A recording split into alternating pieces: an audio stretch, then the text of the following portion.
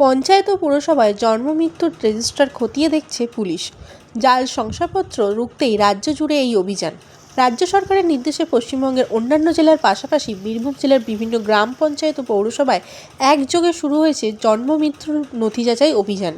মূল উদ্দেশ্য ভুয়ো জন্মমৃত্যুর শংসাপত্র তৈরি ও ব্যবহার রোধ করা, অনিয়ম চিহ্নিত করা এবং প্রয়োজনে অবৈধ নথি বাজেয়াপ্ত করা।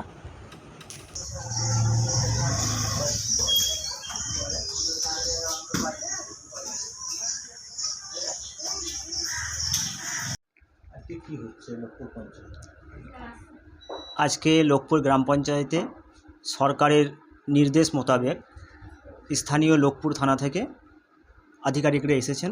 ওনারা লোকপুর গ্রাম পঞ্চায়েতের অন্তর্গত যে সমস্ত গ্রামগুলি আছে সেই সমস্ত গ্রামের জন্ম এবং মৃত্যু যে শংসাপত্রগুলি আছে সেগুলো ওনারা খতিয়ে দেখছেন এবং এই খতিয়ে দেখার বিষয়ে আমাদের লোকপুর গ্রাম পঞ্চায়েতের সমস্ত কর্মচারীরা, কিছু জনপ্রতিনিধি এবং আমিও নিজে এখানে উপস্থিত আছি। ওনাদেরকে পূর্ণ সহযোগিতা করছি আমরা।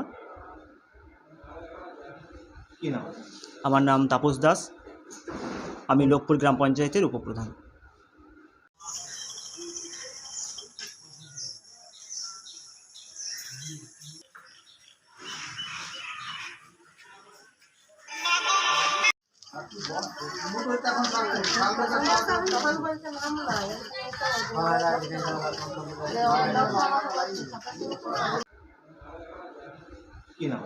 আমার নাম তাপস দাস, আমি লোকপুর গ্রাম পঞ্চায়েতের উপপ্রধান।